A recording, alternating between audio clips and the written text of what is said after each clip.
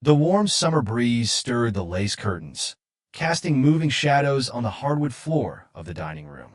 Charles sat at the table, a cup of coffee cooling in his hands. Though he hadn't taken a sip, he tapped his fingers against the table in a slow, irregular rhythm. Diane moved about the kitchen, her movements purposeful as she chopped vegetables. "Charles, you've been awfully quiet today," she said without looking up. She rinsed the knife under the faucet and placed it on the counter. "Is something on your mind?" Charles hesitated, unsure if he wanted to open up. His eyes flicked towards Stella, who stood by the stove, stirring a pot of soup. She hummed a soft tune, her voice almost cheerful, as if the weight of last night's discovery hadn't shattered Charles's trust. "I'm just thinking," he finally muttered. His gaze lingered on Stella for a moment too long, and she turned to meet his eyes with a brief, unreadable smile. "Well, think less, act more," Diane said with a light laugh. She poured iced tea into a glass and placed it in front of him. "You're always overanalyzing things, Charles. Loosen up a little." Charles forced a weak smile. Diane's cheerful obliviousness grated on him. He wanted to scream the truth to tell her what he'd found, but he swallowed the urge. "Stella, do you need help with anything?" Diane asked, wiping her hands on a towel. Stella turned with the same poised smile. "I'm fine, thank you. Everything's under control." Her voice was as smooth as ever. Charles noticed her nails painted a striking red, tapping against the wooden spoon as she stirred. It was the color she wore on nights she claimed to be out with her friends. A flash of the message he'd read last night resurfaced in his mind. "Can't wait to see you tomorrow." Last night was unforgettable. The sender's name had sent a chill through him. Nathan. Charles clenched his fists under the table, his nails digging into his palms. "Charles, you're staring into space again," Diane said, sitting down across from him. "Are you feeling all right?" He snapped out of his thoughts. "Yeah, just a lot on my mind." "Well, you better not let whatever it is ruin your appetite," Diane said, her voice carrying a subtle reprimand. Charles's phone buzzed on the table, breaking the moment. He glanced at the screen, another message from Nathan. This time the subject line was blank. His stomach churned. "Who's that?" Stella asked, not looking up from the pot. "Just work," Charles lied, locking the phone and shoving it into his pocket. "Can't they give you a break on the weekends?" Diane asked. Charles nodded absently, but his mind raced. He couldn't ignore the signs anymore. For weeks, he had noticed Stella's late-night texts, the secretive calls, and the unexplained outings. The evidence was there, yet he had clung to denial. Last night's discovery left no room for doubt. After Stella had fallen asleep, Charles had noticed her phone buzzing on the nightstand. Curiosity, mixed with growing suspicion, had driven him to pick it up. The message from Nathan had confirmed everything he feared. "Lunch is ready," Stella announced, interrupting his thoughts. She carried a steaming pot to the table and set it down with practiced ease. Charles watched her closely as she moved, her expression serene. How could she act so normal? Didn't she feel even a shred of guilt? As they ate, the conversation flowed around him like a distant hum. Diane and Stella chatted about weekend plans, the kids' school activities, and the weather. Charles barely contributed his mind elsewhere. "You've barely touched your food," Diane pointed out. Charles stabbed at his plate with his fork. "I'm not very hungry." "Don't be ridiculous," Dee said. "You need to eat. You got a family to look after." Charles's jaw tightened. A family? Is that what this is? He thought bitterly. Stella caught his eye, her smile faltering for the first time that day. "Charles, is something wrong?" For a moment, he considered confronting her right there in front of Diane, but he couldn't, not yet. Instead, he shook his head. "I'm fine, just tired." Diane chuckled. "You always work too hard. It's no wonder you're exhausted." Stella reached across the table to touch his hand. Her fingers felt cold. "If there's something on your mind, you can tell me." Charles pulled his hand back, pretending to adjust his watch. "I said I'm fine." The rest of the meal passed in strange silence. Afterward, Diane began clearing the table, and Stella retreated to the living room with a cup of coffee. Charles lingered in the kitchen, his hands gripping the edge of the sink as he stared out the window. "Charles," Diane said softly, coming to stand beside him, "you're not yourself today. I know when something's bothering you." He looked at her, his face a mask of restraint. "It's nothing, Mom." She frowned, unconvinced, but didn't press further. As the afternoon wore on, Charles found himself pacing in the backyard. He pulled out his phone and reread Nathan's message for the 10th time, his blood boiling. A new Stella stepped outside, her footsteps light on the patio. Charles, he turned to face her, his expression hard. "What do you want?" She tilted her head, her smile faint but still there. "You've been avoiding me all day.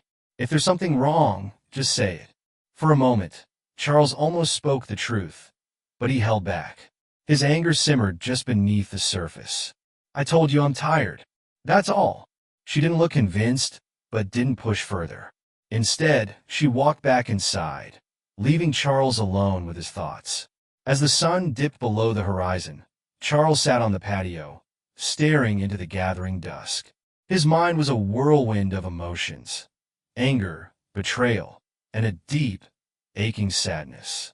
He knew he couldn't stay silent forever, but how would he confront her? How could he face his brother? For now, he would wait. He needed a plan, wait and navigate the storm without losing everything he had built.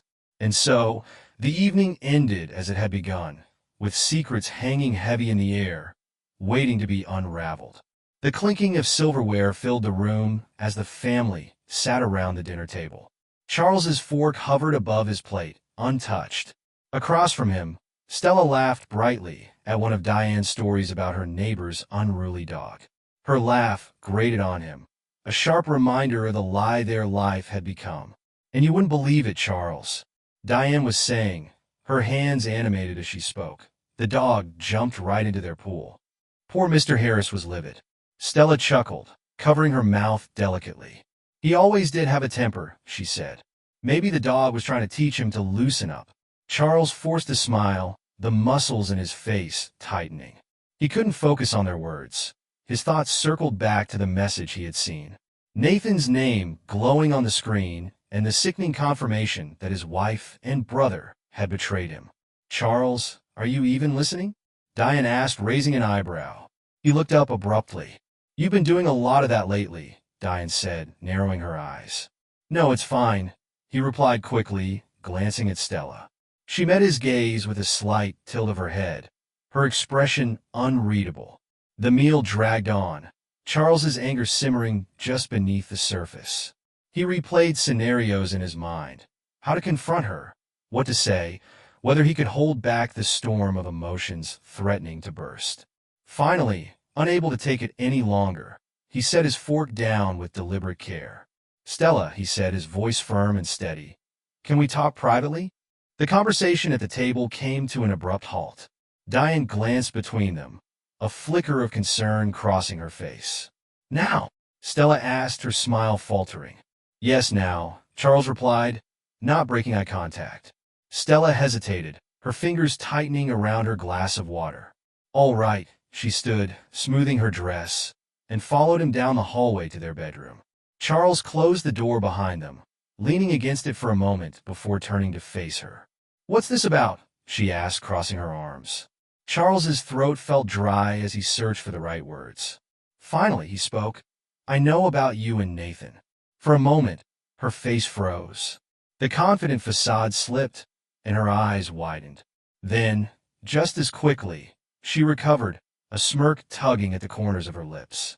"Oh," she said casually, sitting on the edge of the bed. "So, you know that's all you have to say?" Charles asked, his voice rising. "You're not even going to deny it?" She shrugged, her smirk deepening. "What's the point? You clearly made up your mind.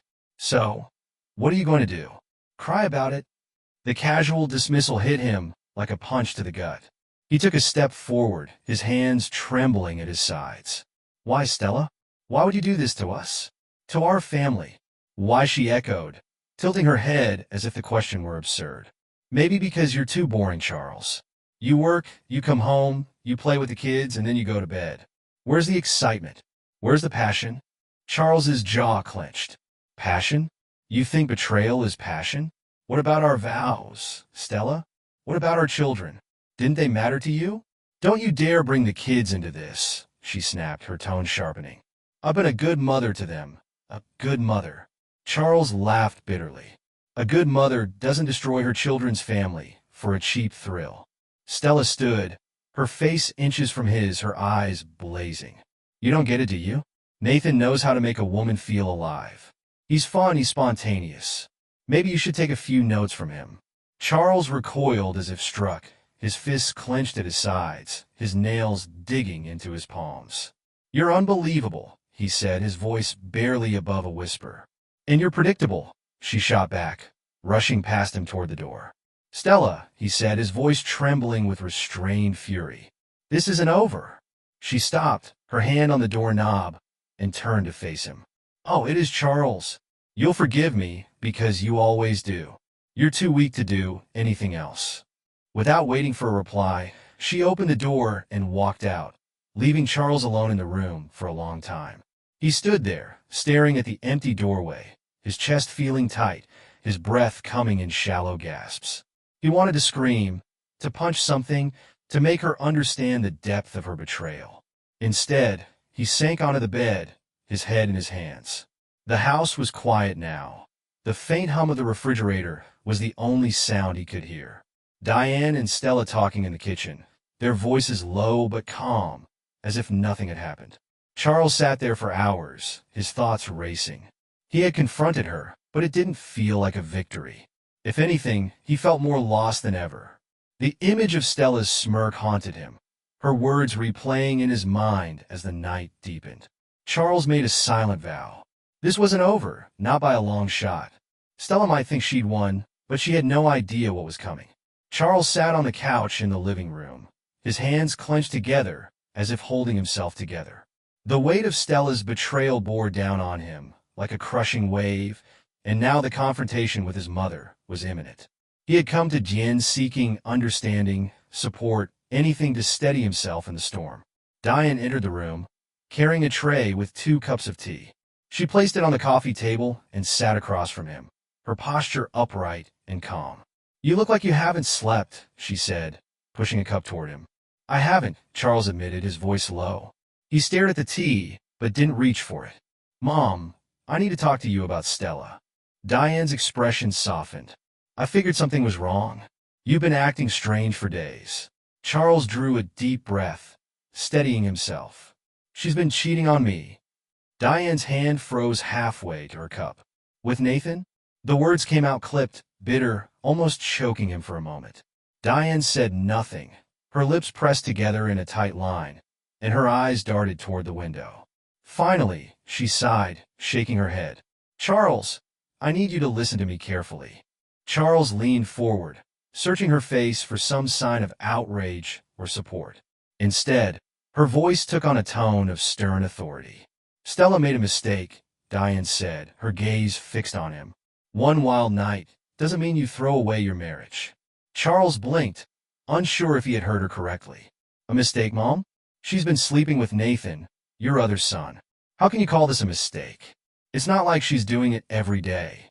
Diane replied firmly. People make mistakes, Charles. You've made them, I've made them, and now Stella has, but that doesn't mean you destroy your family over it.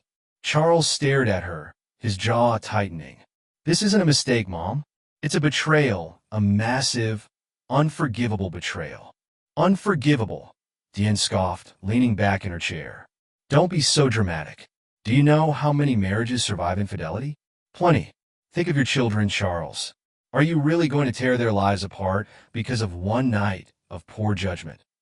Charles's fists tightened on his knees. So that's it? You're telling me to just ignore it, to forgive and pretend it didn't happen? Yes, Diane said firmly. That's exactly what I'm telling you. If you divorce over this, you can never call me your mother again. I won't stand by while you destroy this family over something so trivial. Charles's voice rose, incredulous. Mom, she cheated on me with my own brother. How can you sit there and defend her? Diane's expression hardened. Because family comes first, Charles. Always. Stella is still the mother of your children, and Nathan is your brother. Are you really going to let one mistake drive a wedge between all of us? Charles felt like the ground beneath him had shifted. You're not serious. You can't possibly believe what you're saying.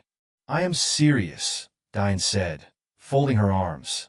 This family has been through enough. I won't let you ruin it over something that can be fixed. The sound of footsteps interrupted them. Stella walked into the room, her expression calm, almost smug. She must have overheard enough of the conversation to know what was happening. "Charles," she said smoothly, leaning against the door frame, "are you really dragging your mother into this? That's low. Even for you." Charles turned to her, his anger barely contained. "You think I'm the problem here?" Stella smirked. "Oh, I know you are. Maybe if you were half as attentive as Nathan, we wouldn't even be having this conversation." "Attentive," Charles repeated, his voice shaking. "You got some nerves, Stella." She shrugged, sauntering into the room. "I'm just being honest. Nathan knows how to make a woman feel appreciated. Maybe you could learn a thing or two from him." Charles stood abruptly, his chair scraping against the floor. "Get out! Get out of this room before I say something I can't take back." Stella tilted her head, feigning innocence. "Oh, come on, Charles, don't act like such a victim. You've always been so predictable. It's honestly boring." "Boring?" Charles's voice cracked, a mix of anger and disbelief. "Boring is being faithful. Boring is raising a family and trusting your wife to do the same." Diane stood, placing herself between them. "Enough, both of you," she said sharply. "This isn't helping anything." Charles pointed a trembling finger at Stella. "You've destroyed everything, and he turned to Diane, "you're enabling her. How can you stand there and defend this?" Diane's eyes narrowed because I know what's at stake. "Charlie, your children need a stable home. If you divorce Stella, they'll be the ones who suffer most. They'll suffer more growing up in a house built on lies." Charles shot back. Stella laughed bitterly. "Oh, please, you're doing them a favor by staying. You think they'll thank you for tearing everything apart." Charles's chest heaved with restrained fury. "Don't talk to me about what's best for my kids. You gave up that right the moment you decided to betray me." Diane stepped closer to Charles, her tones softening slightly. "Please, Charles, think about what you're doing. Don't let your pride ruin everything." "It's not pride, Mom," Charles said through gritted teeth. "It's dignity, something you apparently don't value." Stella scoffed. "Dignity? You're so hung up on your ego that you can't see what's right in front of you.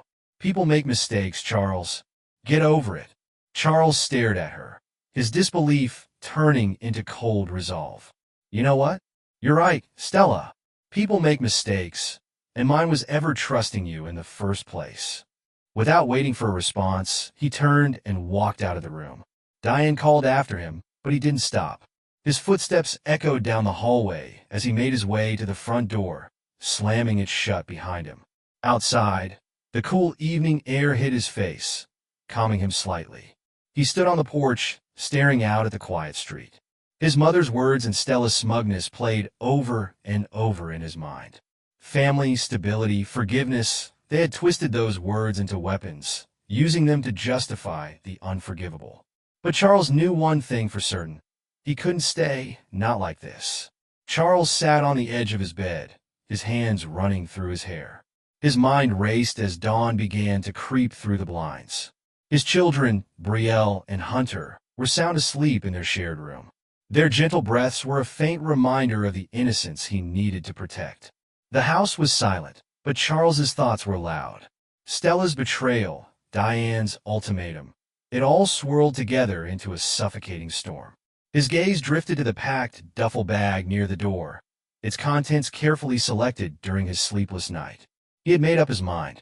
He tiptoed to the children's room, pushing the door open slowly. Belle was curled up under a pink blanket, her favorite stuffed bunny tucked under her arm. Hunter lay sprawled on his back, his tiny chest rising and falling in rhythm. Charles's heart ached as he stood there. "I'm doing this for you," he whispered softly, leaning against the doorframe. "I won't let this mess hurt you." The clock read 6:30 a.m. Diane and Stella were early risers, but had planned a shopping trip later that morning. Timing was everything. Charles knew he had a small window to leave undetected. As he prepared breakfast, toast and scrambled eggs, he heard footsteps behind him. Brielle rubbed her eyes, her hair sticking up in all directions. "Daddy," she said, her voice groggy. "Good morning, sweetheart," Charles said, crouching to her level. How about we have breakfast, and then we go on a little adventure today? Adventure? Her eyes lit up. Yep, he said, tapping her nose. Just you, me, and Hunter's special day together. By 8:30 a.m., Diane and Stella had left the house. Charles wasted no time. He ushered the kids back into their room and gently but firmly instructed them to pack their favorite toys and clothes into their small backpacks. Are we going far? Hunter asked, stuffing action figures into his bag. Not too far, Charles replied, zipping up his duffel. Just somewhere new, somewhere safe. Brielle frowned. Is Mommy coming? Charles hesitated, crouching in front of her. Not this time, honey. This is just for us. Once everything was ready, Charles moved swiftly. He carried the bags to the car and made one final sweep of the house, his eyes lingering on the wedding photo hanging in the living room. His jaw tightened, and without a second glance, he turned off the lights and locked the door. The drive to the new apartment was quiet.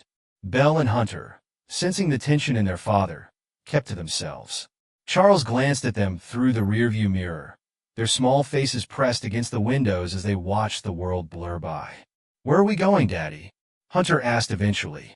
To a place where we can all be happy, Charles replied, forcing a reassuring smile.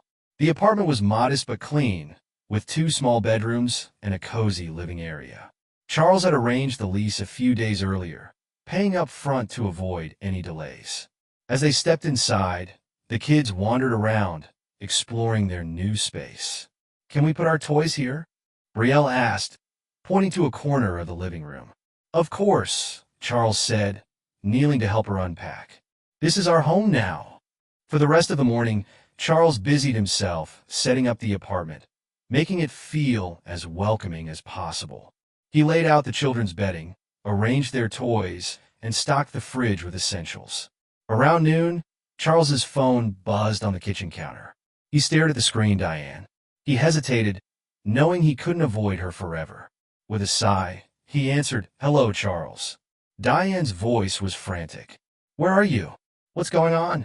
"I'm not coming back, Mom," Charles said calmly. "What are you talking about?" she demanded. "Stella just called me. She said the house is empty and the kids are gone." "What are you thinking?" "I'm thinking about what's best for my children," Charles replied firmly. "They deserve better than to grow up in that house." Diane's tone turned icy. "You're being selfish, Charles. Do you have any idea what this will do to your children, to Stella, to me?" "I know exactly what it'll do," Charles said, his voice steady. "And I've made my decision." "You're making a mistake, Diane," she hissed. "Mark my words, you'll regret this." "I've already made too many mistakes," Charles said before hanging up. He turned the phone to silent and set it face down on the counter. The afternoon passed peacefully. Charles played board games with the kids and read them stories, trying to mask the turmoil brewing inside him. For the first time in weeks, he felt a semblance of control, a sense that he was doing the right thing. But just as they sat down for dinner, his phone vibrated again. This time, the caller ID showed an unfamiliar number. Against his better judgment, he picked it up. "Hello, is this Charles?" A woman's voice asked, her tone professional but urgent. "Yes, this is Charles," he replied. "This is Nurse Avery from St. Mary's Hospital. We have your mother and wife here in the emergency room. There's been an accident. You need to come immediately." Charles's blood ran cold. "What happened?" he asked. "I can't discuss details over the phone," the nurse said gently, "but I recommend you come as soon as possible." For a moment, Charles stood frozen, his mind racing. He glanced at his children, who were giggling over a spilled drink, blissfully unaware. "Okay," he said finally, "I'll be there soon." As he hung up, Charles felt a familiar weight settle on his chest. He had wanted distance from the chaos, but now it seemed the chaos had followed him. He stood in the living room, staring at the phone in his hand, his mind churning with questions. What kind of accident? How serious was it? Did he even care? "Daddy, Brielle," his daughter's voice broke through his thoughts. Charles forced a smile, kneeling to her level. "I'm fine, sweetheart. I just have to step out for a bit. Miss Stella from next door will come stay with you and Hunt." "Okay." Brielle nodded, her brow furrowed. "You'll come back always," Charles said, kissing her forehead as he grabbed his keys and headed for the door. Charles couldn't shake the feeling that whatever awaited him at the hospital would change everything yet again. Charles strode into the hospital, his pulse hammering in his ears. The sterile smell of antiseptic hit him as he passed the front desk, barely glancing at the nurse who pointed him toward the waiting area. He spotted Diane and Stella immediately. Diane was pacing, her face pale and drawn, while Stella sat hunched in a chair, her hands clutching a tissue that she twisted nervously. The moment Diane saw him, she rushed forward. "Charles!" she cried, gripping his arm. "Thank God you're here." Charles shrugged her off, his expression cold. "What happened?" Diane's lip quivered, and tears welled in her eyes. "It's Nathan," she choked out. "He had an accident, a bad one." Charles's jaw tightened. "What kind of accident?" Diane hesitated, as if unsure whether to say more. Stella stood and took a tentative step toward him, her face streaked with tears. "We were driving back from the mall," Stella began, her voice trembling. "He lost control of the car. They say it was a blowout." Charles's stomach twisted, but his expression remained impassive. "Is he alive?" "Dying," she said, not quickly, dabbing her eyes with a tissue. "Yes, but barely. He's in surgery right now." Charles crossed his arms, his gaze flicking between them. "And what does this have to do with me?" "Charles, please," Stella said, reaching for his hand. He stepped back, her fingers grasping at the empty air. "We need you. We've all made mistakes, but we're still family. Nathan needs us now. I need you." Charles laughed bitterly. The sound cut through the room like a knife. "Family? You're seriously going to use that word right now?" Stella flinched, her tears flowing freely. "I know we've hurt you, but can't you see this is bigger than all of us? We have to come together." "Come together?" Charles's voice rose, drawing the attention of a passing nurse. "Do you even hear yourself? You tore this family apart with your lies and betrayal, and now you want to pretend it never happened?" Diane stepped forward, placing a hand on his shoulder. "Charles, please," she said softly. "I know you're angry, but this isn't the time to hold grudges. Nathan's life is hanging by a thread." Charles turned to her, his eyes narrowing. "You don't get to lecture me about family, Mom. You defended her. You enabled this mess. And now you expect me to play the dutiful son and husband? No, I'm done." Diane's face crumpled. But before she could respond, Stella fell to her knees, sobbing. "I was raw and charitable, Charles.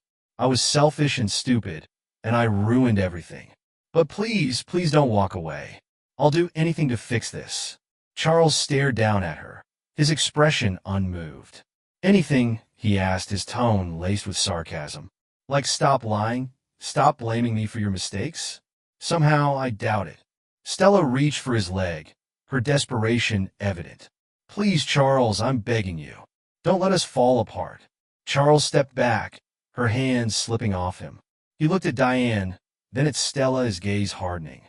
"You want forgiveness? You want me to forget everything you've done?" "Sorry, but that's not going to happen." A tense silence hung in the air as Stella's sobs grew louder. Diane stood frozen, her mouth opening and closing as if searching for the right words.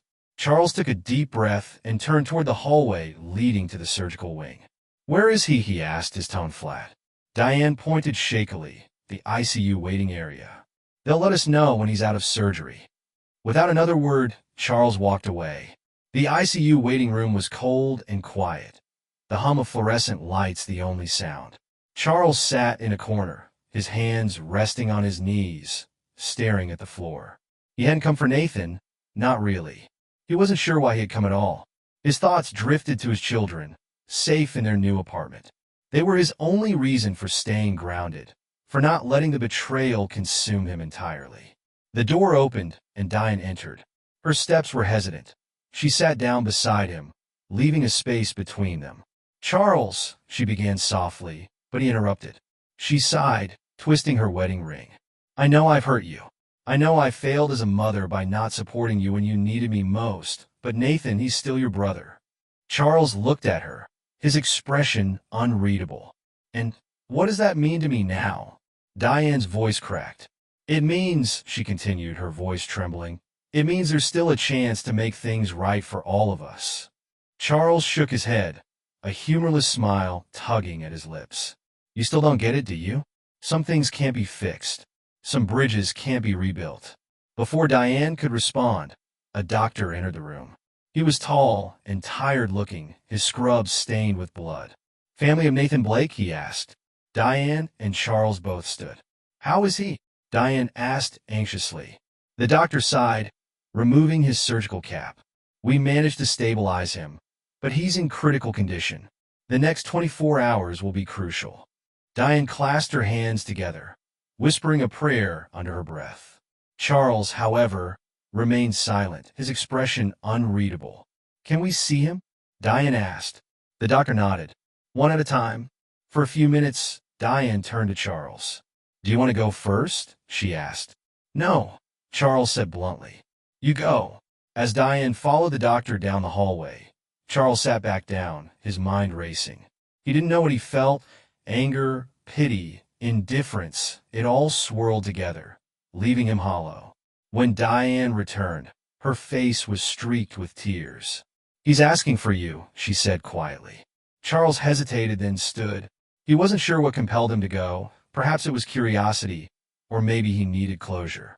Nathan lay in a hospital bed, tubes and monitors surrounding him.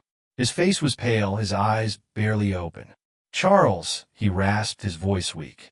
Charles stood at the foot of the bed, his arms crossed. Nathan, I'm sorry, Nathan said, his voice cracking. I messed up. I hurt you. Charles interrupted. Don't waste your breath. We both know sorry doesn't fix this. Nathan's eyes glistened with tears. I wanted to make things right. Charles shook his head, his jaw tightening. You made your choices, Nathan. Now you have to live with them. Nathan closed his eyes. A single tear slipped down his cheek. Charles turned and walked out of the room, leaving the past behind him. Back in the waiting room, Diane and Stella looked at him expectantly. Well, Stella asked. Charles stared at her, his expression unreadable. I've said everything I needed to say, he whispered, and with that he walked out of the hospital. His steps were resolute. He didn't look back. The days dragged on for Diane and Stella, each one a stark reminder of their fall from grace. The house, once filled with laughter and comfort, now echoed with silence. Bills piled up on the dining table, unopened, and for breakfast, Diane sat at the table one morning, her hands trembling as she calculated expenses against the ebbing opinion she had left. We're going to have to sell more of the jewelry, Diane muttered, not looking up. Stella, sitting across from her, rubbed her temples. What's left to sell? You already pawned your bracelets, and I sold my wedding ring, Diane said heavily, her eyes misting. We wouldn't be in this mess if Charles hadn't been so stubborn. Stella slammed her hand on the table. Stubborn? You mean if he hadn't left after we?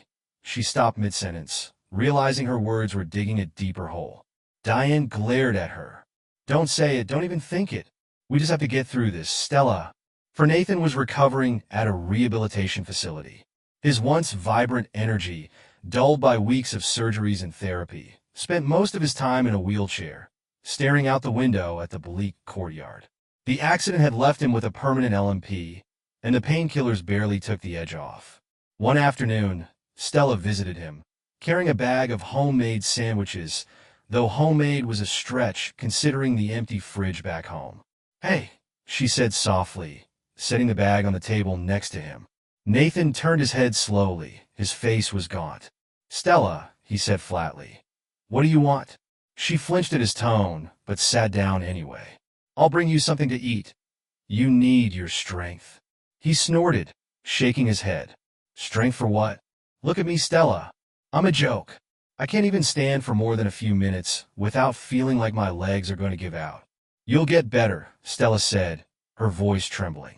Better? Nathan's eyes narrowed. We both know that's not true. And even if I did, what do I have to go back to?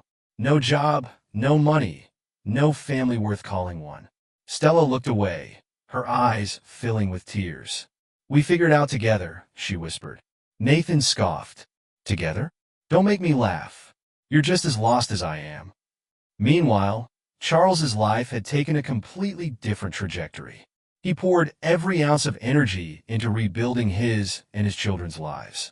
His modest apartment had transformed into a warm, inviting home, filled with the sound of laughter and the smell of home-cooked meals. "Daddy, look," said Rella one evening, holding up a drawing she had made at school. It was a picture of their new family, her, Hunter, and Charles, all smiling under a bright sun. "That's beautiful, sweetheart," Charles said, crouching to her level. "I'll put it on the fridge. Can we get ice cream tonight?" Hunter piped up, his eyes hopeful. Charles chuckled. "Ice cream on a school night? I don't know." "Please," both children chorused, their faces lighting up. "All right," Charles relented, ruffling Hunter's hair, "but only if you finish your homework first." At work, Charles had thrown himself into his career. His boss noticed his renewed focus and rewarded him with a promotion. That came with a significant raise. The extra income allowed him to enroll Belle and Hunter in after-school activities, something they had missed while living under the tension of his previous life. "You're doing great," his coworker Linda said one afternoon as they reviewed a project together. "Thanks," Charles replied, glancing at the clock. "I just want to make sure everything's set before I head out. It's Hunter's soccer practice today." Linda smiled. "You're a good dad, Charles. Your kids are lucky to have you." He nodded, feeling a pang of gratitude for the first time in a long while. He felt like he was in control of his life. Back at Diane's house, things were unraveling. The electricity had been shut off for a week before they could scrape together enough money to pay the bill. The refrigerator was nearly empty, save for a half carton of milk and a loaf of bread. Diane and Stella sat in the dim living room, lit only by a single candle. "This can't go on," Diane said, her voice hollow. "What do you want me to do?" Stella snapped. "Magic money out of thin air?" Diane stared at her, her lips pressed into a thin line. "We could call Charles," Stella suggested, the idea hanging in the air like a bad omen. "You really think he'd help us after everything?" "He's not heartless," Diane said, though her voice lacked conviction. Stella shook her head. "He's done with us, Diane. Honestly, I don't blame him." Nathan's condition continued to weigh heavily on them. One evening, Diane visited him at the rehab center. "Mom," Nathan said weakly as she entered the room, "you didn't have to come." "I'm your mother," she said firmly, sitting beside him. "Of course I had to come." He looked down at his hands, his expression one of defeat. "I screwed up, didn't I?" Diane's eyes filled with tears. "We all did, Nathan, but we have to find a way to move forward." "How?" Nathan asked, his voice cracking. "Charles is gone. He hates me. He hates all of us." Diane reached for his hand, gripping it tightly. "We can't give up on each other, Nathan. That's all we have left." As the months passed, Charles began to find joy again. One sunny Saturday, he took Brielle and Hunter to the park. They played on the swings, ran through the grass, and laughed until their sides hurt. Watching them, Charles felt a deep sense of peace for the first time. He realized he didn't need the family he'd left behind. He had everything he needed right here. "Daddy," Brielle said as they sat on a bench eating ice cream, "are we happy now?" Charles smiled, pulling her into a hug. "Yes, sweetheart, we're very happy." Any minute, the sunlight poured into the cozy cafe where Charles sat across from Veronica, a woman he had met through a mutual friend. Their conversations had started simply, a sharp laugh here, a kind word there, but over time, they had grown into something deeper. "You're awfully quiet today," Veronica said, her voice warm but curious. She stirred her tea, her hazel eyes fixed on him. Charles smiled faintly, leaning back in his chair. "Just thinking, it's been a long road to get here." Veronica tilted her head, her brows knitting slightly. "Do you mean here with me? Or just here in life?" "Both," Charles replied, his tone thoughtful. "I wasn't sure I'd ever trust anyone again, but you've made me see things differently." She reached across the table, her hand brushing his. "Charles, you don't have to say anything. I can see it in how you treat your kids, how you carry yourself. You've been through hell, but you didn't let it break you." He chuckled softly. "I had no choice. My kids deserve better, and I wasn't going to let them down." Their relationship blossomed naturally. Veronica wasn't flashy or overbearing. She was steady, kind, and patient. She respected Charles's boundaries, never pushing him to share more than he was comfortable with. One evening, as they walked through the park hand in hand, Charles noticed Belle and Hunter running ahead, their laughter filling the air. "They've grown so much," Veronica said, her voice tinged with admiration. Charles nodded, watching his children fondly. "They're my everything. They've been my anchor through all of this, and you've been theirs," Veronica said, squeezing his hand. "You've built something beautiful, Charles. You should be proud of yourself." Life with Veronica brought a lightness Charles hadn't felt in years. They took things slow, allowing their connection to deepen without rushing into anything. For the first time, Charles felt the stirrings of hope. Hope for a future where love wasn't synonymous with pain. One day, Veronica invited him over for dinner. As they cooked together, the kitchen filled with the scent of garlic and roasted vegetables. Charles found himself smiling more than he had in years. "Careful, the past is boiling over," Veronica teased, nudging him with her elbow. Charles laughed, grabbing a towel to wipe up the mess. "Guess I'm out of practice. It's been a while since I cooked anything fancy." "Well, it's never too late to learn," she said, grinning. Their laughter echoed through the kitchen, a sound Charles hadn't realized he missed so much. Meanwhile, Diane and Stella's lives continued to spiral downward. The house had been sold to cover mounting debts, and they now shared a cramped apartment in a less than desirable part of town.